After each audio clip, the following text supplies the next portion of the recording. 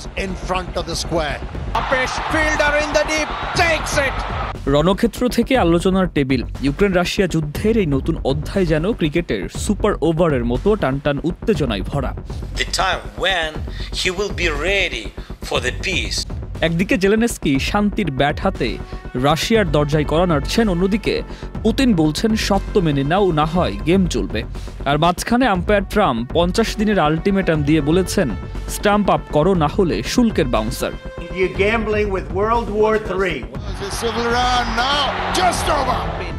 গতকাল জাতির উদ্দেশ্যে ভাষণে জেলেনস্কি ঘোষণা দিলেন যুদ্ধবিরতির জন্য আমরা সবকিছু করতে রাজি। তার পাঠানো ওপেনিং ব্যাটসম্যান রুস্তম উমেরভ, সাবেক প্রতিরক্ষামন্ত্রী, ইতিমধ্যে মস্কোকে প্রস্তাব পাঠিয়েছেন।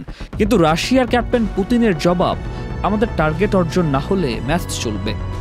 রাশিয়ার জবাব স্পষ্ট, তারা ইউক্রেনের 20% দখলকৃত এলাকা ছাড়বে না, যার মধ্যে ক্রিমিয়াও রয়েছে।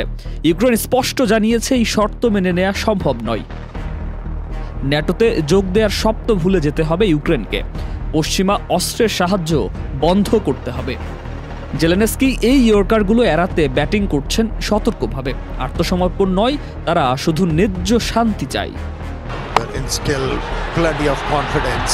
LME সার্টিফাইড বিশ্বসেরা কপারে তৈরি ওয়ালটন কেবলস, যা আপনার স্থাপনাকে রাখবে সব সময় নিরাপদ।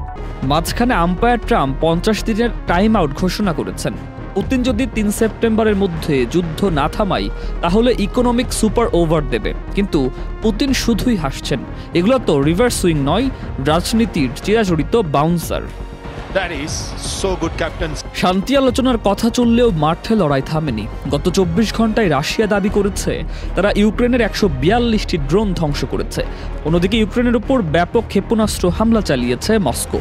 Not there. That's not the line to bowl.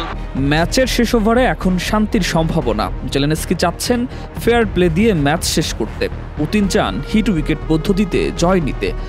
বিশ্ব নেতারা এখন অপেক্ষা করছেন এই ম্যাচ কি টাই হবে, নাকি কোনো এক দল ট্রফি উঁচু করে ধরবে। শেষ বল এখনো বাকি। সুকান্ত সরকার, চ্যানেল আই।